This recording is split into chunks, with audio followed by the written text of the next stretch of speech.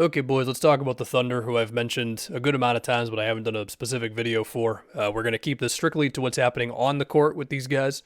And I think while pretty much everybody was high on them going into this year, I don't know if many people were confidently saying, like, yeah, through about 20 something games, they'd be the 2 seed in the West with a 68 win percentage, you know? And I would like to go right to Chet. I mean, we'll talk about like the rebounding stuff, and obviously Josh Giddey's got to come up and the way teams are guarding him or not guarding him at times. Also going to say a lot of nice things about J-Dub because I feel like among Chet's emergence and everything, J-Dub's improvement, I don't want to say under the radar, but maybe we all kind of took it for granted. I don't know. The biggest thing with Chet defensively for me, man, is like the rim protection stuff's all the way there. You know, he goes up with two hands a lot of the time. The drop coverage is really good, all that stuff.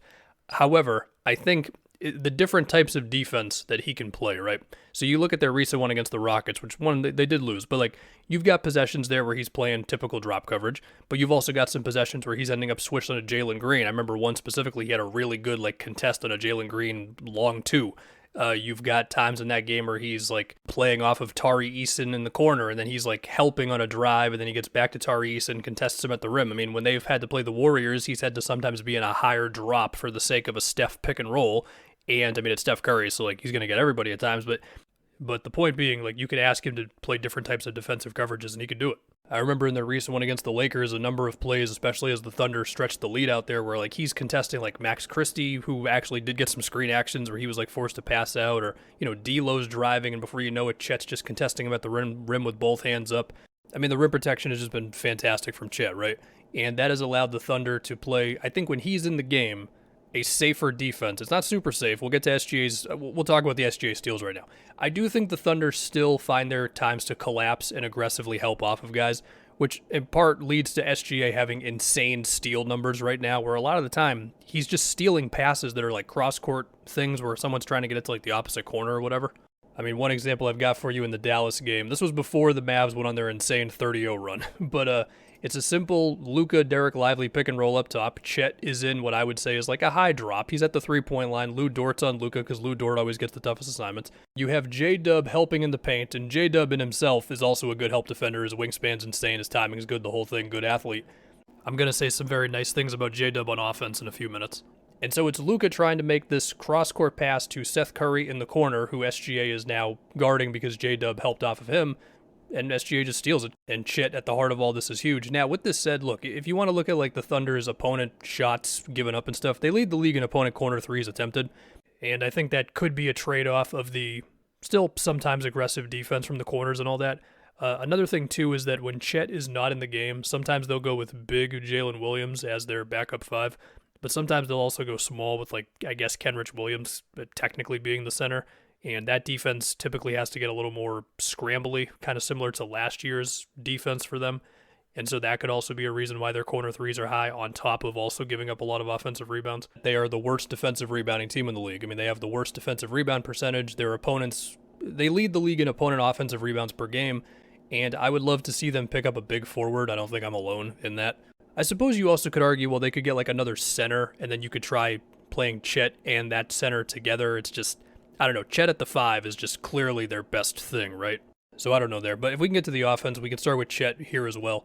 I mean, the biggest thing with Chet, look, the shooting, 38% on 4 threes a game, I believe. It has cooled off a little bit the last 5 games with Chet.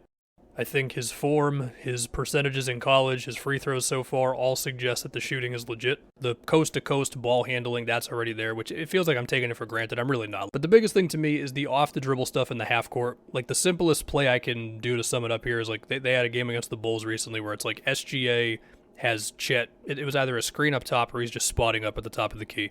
And SGA swings it to Chet, pump fake, drive past Andre Drummond with his left hand, dunks the ball. Like, that's the simplest way to put it. Within that, look, I mean, you've got plays that went, like, decently viral of him looking like basically Kevin Durant going up against AD on, like, an ISO within the three-point line, you know, a couple dribble moves into, like, a pull-up 2 or a fadeaway or whatever. That stuff is crazy.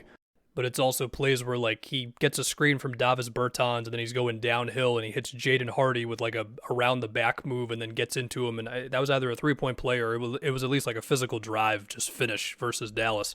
Of course, you've got alley-oops, you got rolls to the rim. I think his screen setting, like, it's hit or miss, but I think it's improved from, like, when it was, like, in Summer League and stuff. And actually, you know what, before we even go into the other guys, let's talk about Case and Wallace if we're going to keep talking about rookies, because this is also just another home run for the Thunder, Kaysen so far. The one game I watched recently where I was really locked into his defense was the Mavs game, and yes, they gave up the 30-0 run to the Mavs. They eventually won the game. But in that one, man, like there were some possessions where he's picking up Luka like early on, like before half court, which is dangerous, but okay, the effort definitely there. He was chasing Seth Curry around screens. He's like, having really good ball pressure like on Jaden Hardy. I was just very impressed with just like locking in on Kaysen defensively. I know it can be tough to remember to do that sometimes if you're watching the Thunder, but if you give yourself like a 4-minute stretch of just watch Kaysen Wallace on defense, it's a pretty good time. And then offensively, well, for one, he just like hasn't missed a shot so far. He's shooting 52% from three and not very high volume, and that's a very large number. That's going to stabilize in whatever way it does. But, they use him in the dunker spot sometimes and it looks good. He has just like these high hustle plays. Like one play against the Lakers, he like made a bad pass, and then he runs the other way, sprints the other way to contest Christie at the rim, and then he's going coast to coast for a layup. He's got like some Marcus Smart, Derek White stuff in him, and I'm a big fan of Kaysen. He's just been great. I don't want to take too long on SGA. I already talked about the steals. Like he's just the ISO king. He's the mid-range king. I already said in my MVP, way too early MVP video. He's my favorite guy to watch operate an ISO. Just the way he stops on a dime on pull-ups, lulls defenders to sleep, and then it's a blow-by off of like a between the legs dribble, the whole thing. Speaking of between the legs dribbles, let's get to J-Dub. I feel like the between the leg dribble into the crossover by J-Dub is one of my favorite moves in the NBA. With the biggest example of it being, I think it was recently against the Lakers where he had a 3-point play against Taurean Prince where he kind of ran him over in transition, but he busted out that move on him. He had some plays like that in the Warriors one where it was just like a blow-by versus Clay, right? Just the J-Dub between leg crossover. He's hitting Clay with a little shoulder, then it's like a pull-up too. In that same Warrior game, he like rejected a screen and it was a lob to Chet. I mean, J-Dub, NBA.com says he's running about 6 pick and rolls a game, which means he's running more than that. He's obviously a great cutter. He did that the second he showed up in the NBA. And, I mean, like, he'll screen for anybody. He'll go screen for guys. He'll fake like he's going to set a down screen for somebody, and then that's a cut. Defensively, I've already mentioned his help defense stuff. If he ends up switching to guys, you're fine with that as well. Like, J-Dub, I love J-Dub. Now, as far as the Thunder offense overall, we'll get to Giddy in a second here.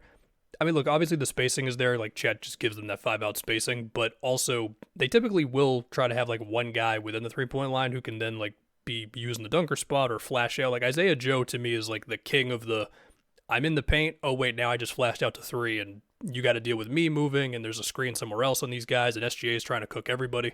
But, yeah, let's get to Giddy.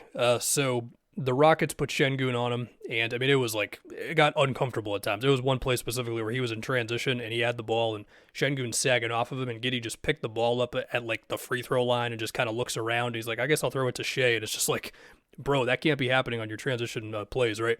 The Warriors tried sometimes with like Looney on him or Draymond helping off of him. The Mavs had Lively on him for some possessions, similar thing. I know some Thunder fans are just like kind of out on Giddy, and obviously there's other things with him going on right now. I mean, look, when teams are playing off of a dude, and it'll depend on the team who wants to get ruthless with it and who doesn't, but obviously you can try him being like a handoff hub for guys, which they did try a bit in that Rockets game, and then, I mean, the idea is that it's like SGA coming around the thing with daylight, but then Şengün would just step up a little higher on the screens. Like, it wasn't as effective as you might think it would be. You can try him, like, obviously setting screens, like I just said. You can hope that he gets, like, enough cuts or offensive rebounds to make teams pay for it, but it's really tough to counter that sort of thing. And I mean, look, you've seen Giddy's minutes recently. Like, he's still playing a lot, but he's in like the 20s, whereas the first 2 years he was like over 30 minutes a game. Like, it's just, I don't know. You might just see more times when like Kenrich Williams is in there, or Isaiah Joe's in there, and or Trey Mann, or Kaysen Wallace as well. And sure, Giddy has had like some not bad 3-point shooting games recently. The overall efficiency has been mostly rough, but even so, like, even if he makes a couple of threes, it's not like defenses are going to drastically change the way they're guarding him, you know? So yeah, that's about it. I didn't feel like going too heavy into like potential trade ideas, because I don't know, I feel like we're still like a little bit of ways away, or maybe I'll do like a trade video and get more into it then. I mostly just want to talk about how the Thunder look on the court right now.